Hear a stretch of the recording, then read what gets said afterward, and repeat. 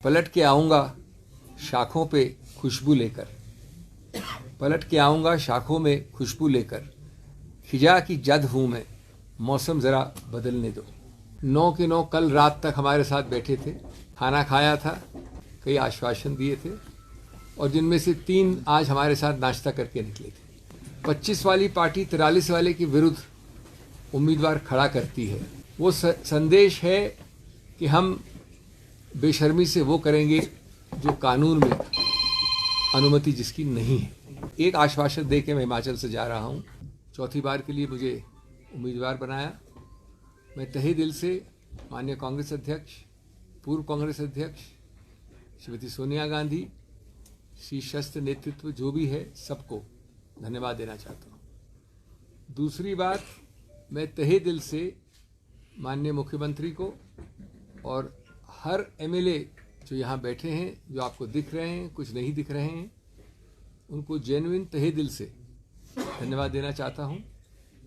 वो पूरी तरह से प्रयत्नशील थे, उम्मीद बनाए बैठे थे और दिन रात उन्होंने परिश्रम किया, मेरा समर्थन किया।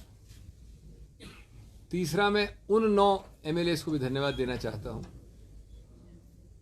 जिसमें से 9 के 9 कल रात तक हमारे साथ बैठे थे, खाना खाया था, जलपान किया था, फोटोज़ ली थी।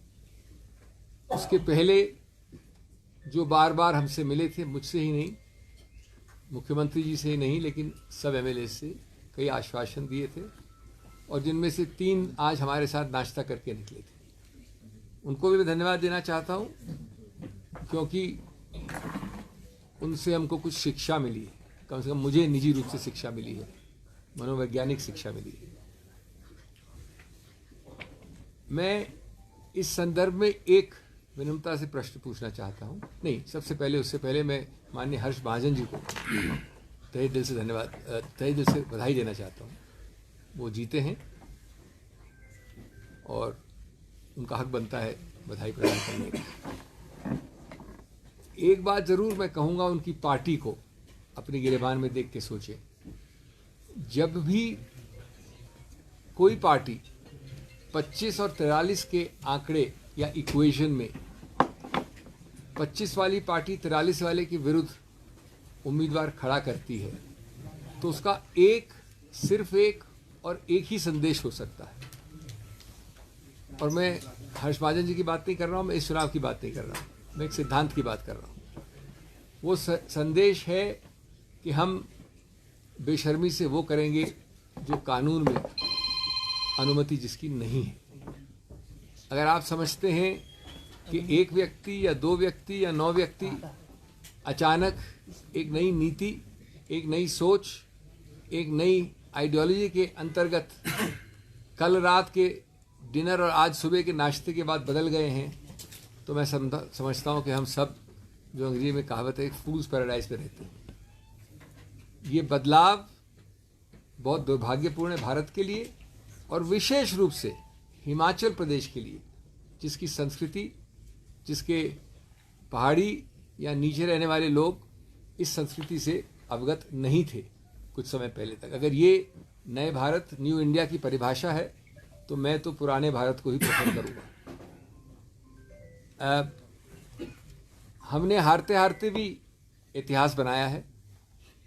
इतिहास इसलिए कि इतनी जद्दोजहद की, इतना मन बदलाव किया, लेकिन एक और मन बदलाव नहीं कर सके। इसलिए 34-34 का स्वाभाविक आंकड़ा भारत में शायद पहली बार और आने वाले कई दशकों में वापस होने वाली नई चीज़ हुई है कि 34-34 का हमारे मित्रों के इतने प्रयत्न करने के बाद भी आंकड़ा आया। और 34-34 का आंकड़ा स्वाभाविक आया, एक वोट भी इनवैलिड नहीं हुआ, सेकंड प्रेफरेंस वोट भी एक भी नहीं था। ये इस चुनाव की विशेषता है, शायद 75 साल में पहले कभी नहीं हुआ। और उसकी सबसे बड़ी विशेषता कि उसके बाद एक ड्रॉ ऑफ लॉट से निर्णय हुआ। मैं सिर्फ ये कहना चाहूँगा कि जो हुआ सो हुआ, हमको भविष्य का सोचना चाहिए। और एक आश्वासन दे के मैं हिमाचल से जा रहा हूँ। हिमाचल की बात नहीं कर रहा हूँ, लेकिन मैं अपनी बात कर रहा हूँ। जिन लोगों ने इतना प्रयत्न किया उनको सिर्फ मैं कह दूँ विनम्रता से, पलट के आऊँगा शाखों पे खुशबू लेकर, पलट के आऊँगा शाखों में खुशबू लेकर, खिजा की जद हूँ मैं, मौसम ज़रा बदलने दो।